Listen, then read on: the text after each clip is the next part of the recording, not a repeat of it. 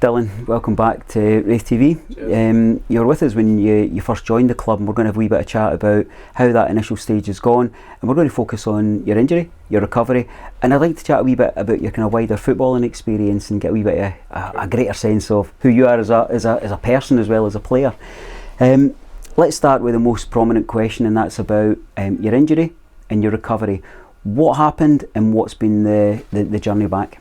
Well, it's not been easy. I've had got an injury in pre-season, then last cup game I got an injury. I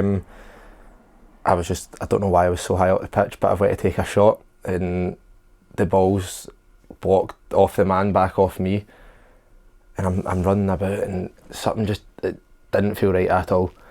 Couldn't put any weight through my right foot, and I've went in at half time. I've got it strapped up, but as soon as I've took my boot off, my foot, it's like black and blue. And I'm thinking, at first I thought maybe it's a stave, but I'm thinking that this can't be a stave. It's a bit more than that. Then I played the rest of the game. Adrenaline got me through it. And then after the game, I said to Lauren, I was like, Lauren, go and have a look at this. And she kind of gave me a look as though, that doesn't look like a normal toe. And then from there, I ended up getting a scan, finding out I had 3 fractures in my metatarsal. So I back in the road to recovery now, but it's been I think that was five weeks ago. That was felt like 5 years. Were these pre-existing fractures, or was it all from that incident? No, all from that incident. Wow. From what I know anyway, I didn't know anything else that was there before. Incredible. I know. What's the we've seen you in that moon boot. Great to see you've got a pair of trainers on today. Thank God that hangs see off. The back, that's never popular, that, is it? It's horrible. What has rehab been like? What's been involved? How do you rehab a toe? Is it primarily rest, or is it the team behind you? Well, it's the first maybe 3 weeks I done nothing. Literally just came in, put my foot in an ice bucket and sat there all day. That's all I done.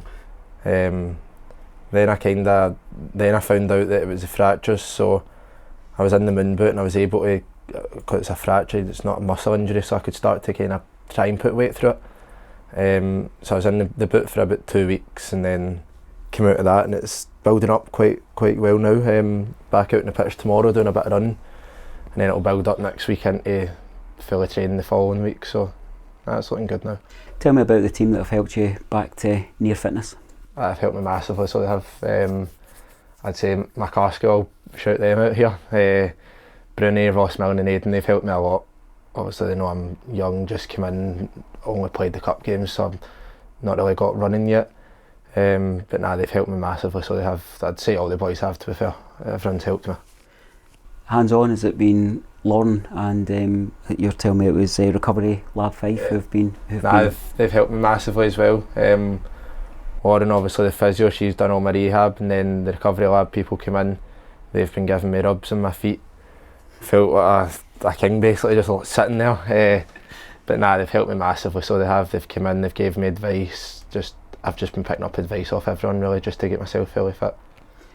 You're not selling the height of this injury very well, that basically you sat with your foot in an ice bucket and got foot rubs feeling like a king. A footballer's life is tough. If I was to tell you I've fractured my foot, it doesn't sound great, but obviously being in the pitch isn't great, but no, it was alright, sitting my foot in an ice bucket and getting rubbed. Are you able to go down and use the gym and such like as well? Or yeah, I was down at the gym every day as well.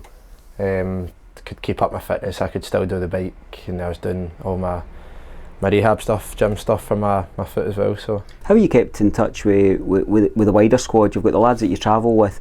I've just kind of caught you as you've came out of the kind of communal eating area as well, in the Titan there. Does all of this kind of keep you feeling connected? Yeah, 100%. We're all together as a one in the changing room at lunch and everything. Everyone's having a laugh together. I wouldn't say there's anyone that's kind of broke away into their own wee group. It's all just the one big group. Let's talk about your transition and your journey to becoming a Rover. Any induction? What were your first days like as you come to the Kirkcaldy Riviera? I'm probably one of the most nervous in that team. Meeting new people is just not my thing. So obviously I came in, before I came in, Bruni texted me and he was like, listen, we're for Glasgow if you want to jump in with us. And I was like, do you know what, it's probably better I do that. Means I'd know a few faces for me walking in. So that's how, right from the start, they've kind of took me under their wing. But nah, there was quite a lot of new faces in the team, so I felt as though it's a new squad coming together. It always makes it a bit easier. But nah, everyone's helped me massively. What are those first few days like? Is it, as supporters, we think about what's happening on the pitch, but is there a lot of time taken just to kind of get to know each other? Did the kind of management squad work in the kind of social aspect as well? The first few weeks it was all kind of just hands-on the pitch. Didn't really have a lot of time for the first game, so we had to kind of get the team working together quite quickly. Obviously with the stuff going on in the stadium, we weren't in the changing room yet, so we were upstairs. But nah, everyone was still eating lunch together, talking together, so nah, it's been good. Tell me about the car school. This is, this is one of the absolute core aspects of life as a professional football player, the quality of your car school. The names that you've just reeled off, you're in some pretty elevated company there. It must be lively. Tell us about your journey back and forward. Well, it can be lively or it can be just silence. There's no really in between with this. Ross and Aidan, they're always lively. Every single day, every morning. Sometimes I like to go for, most of the time I like to sleep. I'll just sleep in the car. But nah, we're all close as well. All have a good laugh together. And you've had Aidan beside you as well. He's looking to get involved in the Cliftonville game. Aye. You'll not be far behind. So you've had your wee mate there as well. Still not seen him play. I've just been seeing him in the gym. So mini Hulk now, so he is. Yeah, we've certainly heard about the quality. What have people been saying about? I've heard big things about Aidan. Not just from people inside the club, also outside the club. People telling me how much a player he is. He's such a humble guy as well.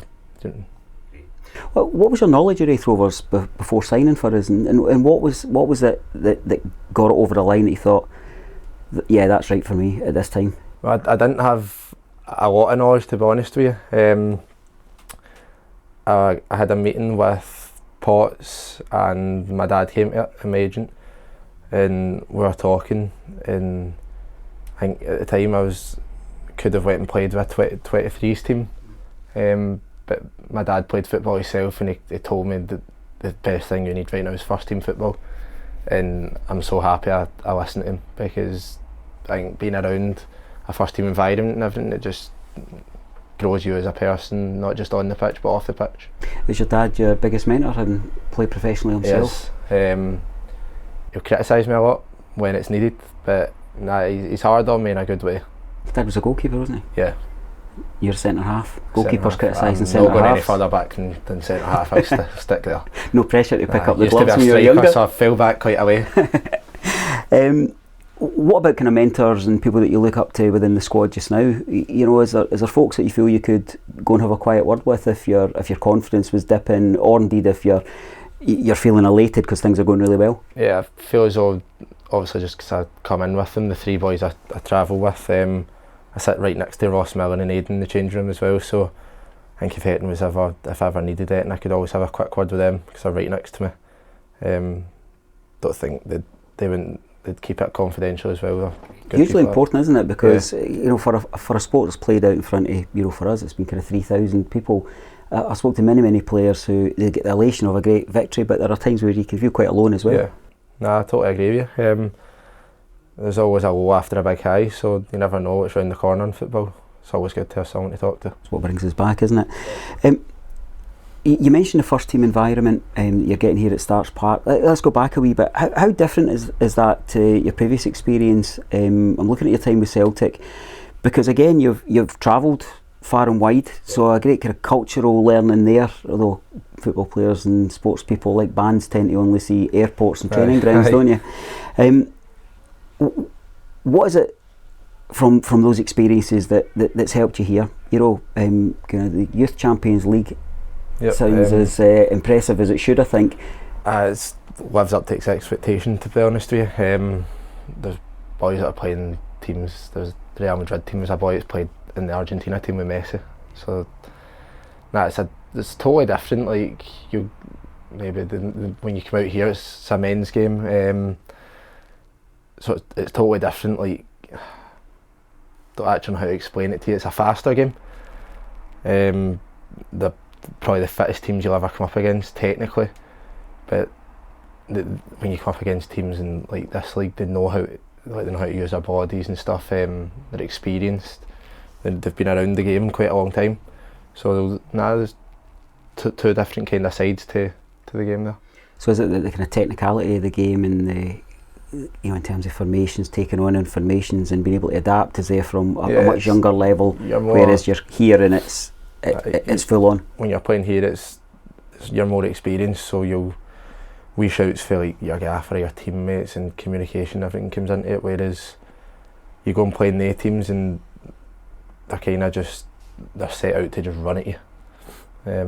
So it's totally different, to be fair. Do you think this boy at Real Madrid is on Real Madrid TV, or he will be in a couple of weeks saying, I played against a boy at Celtic, and he's played Wade and Conley? Oh, listen, I hope he would, but I can't see him remembering me, to be honest with you, and not for the right reasons anyway. I'm certainly going to trump that Messi quote there. What about memorable experiences through that time? What stands out? Going away to Real Madrid, we get absolutely battered, but what an experience that was at their training ground. Then went to the first team game that night. It was brilliant. So it was. There was another one, we played Leipzig in Germany. We ended up beating them 2-1, which gave us a chance of qualifying that day. But it's a great trip. We travel with the first team and everything. It's brilliant. So it's. And here you are in Concordia, taking that learning, bring it to our environment. What advice would you have for other young players who are at that younger level and they're surveying a range of options? They stay with a youth team, they look at under 23s, or indeed they maybe come down from a top tier team to Championship if it was Scotland. I think it all just depends what stage you're at physically, mentally as well. Are you ready to take that jump? If you are 100%, it's what you're not going to really make a career playing 23 football. You need to make a career at the top level. So.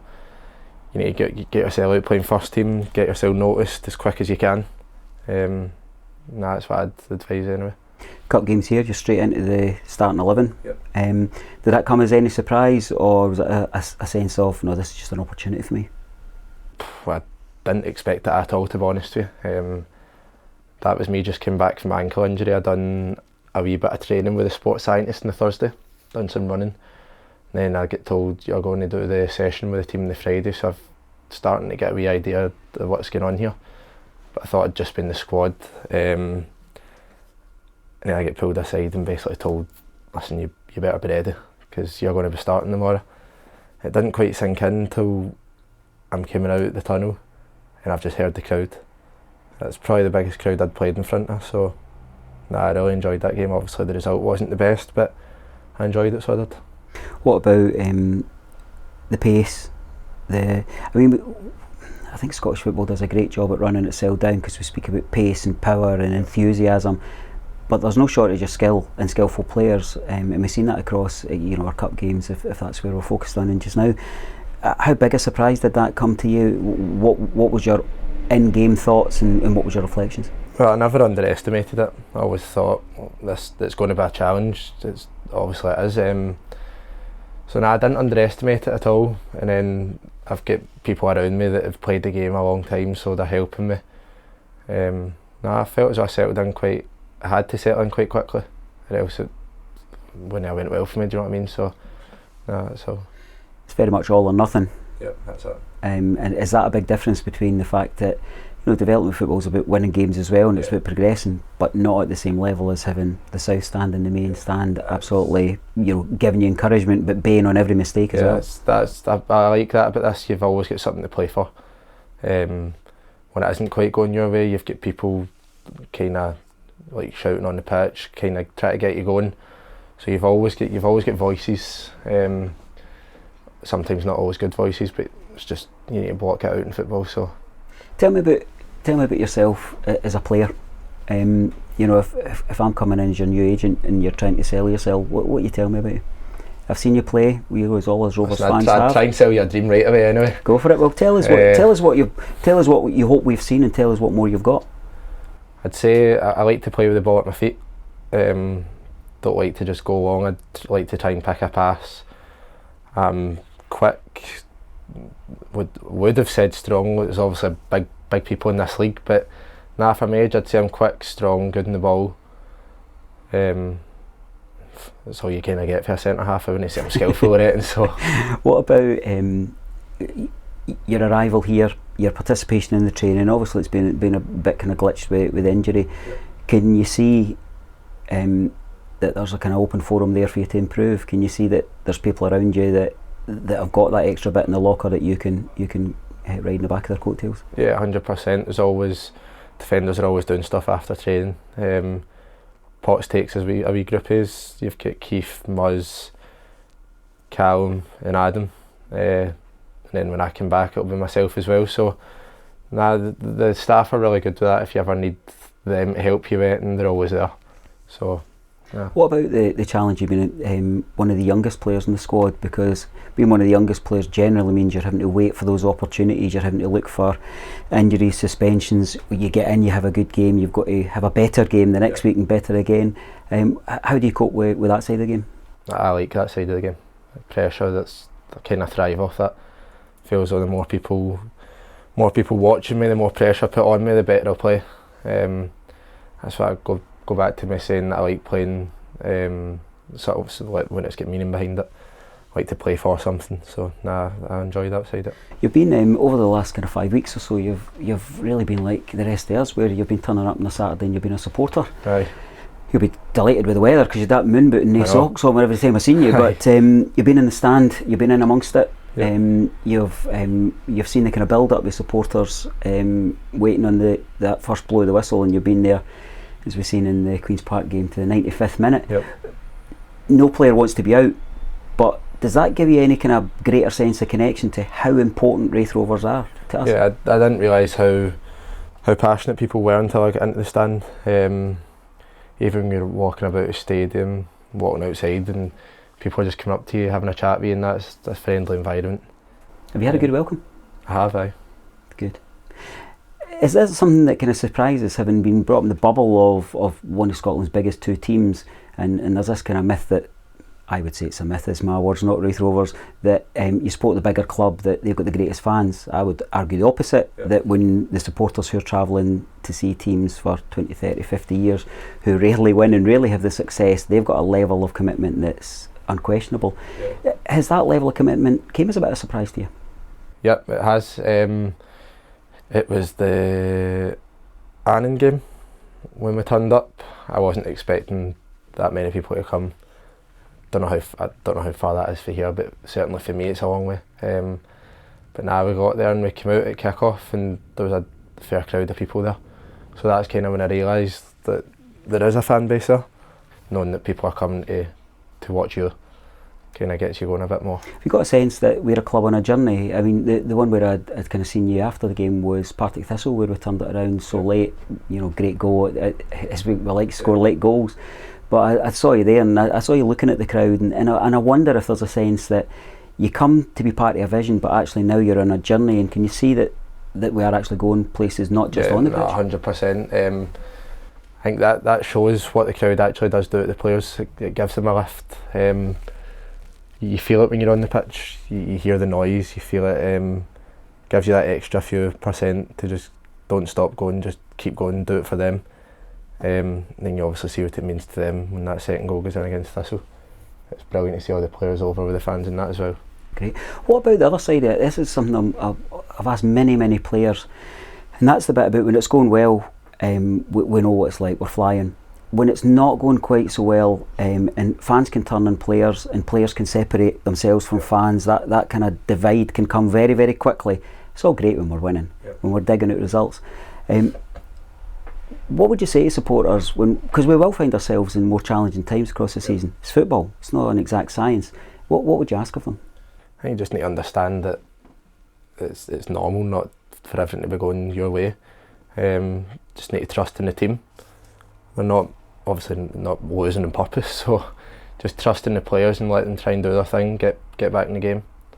I'm assuming that you would agree with one of our much loved players who'd said that, look, if a player makes a mistake, shout his name rather than boo, because there's only one thing there that's going to diminish the chance of making a second mistake. It's easy to, as soon as you make a mistake and fans are on your back, it's easy to just, your shoulders drop, you don't want the ball anymore, you're hiding.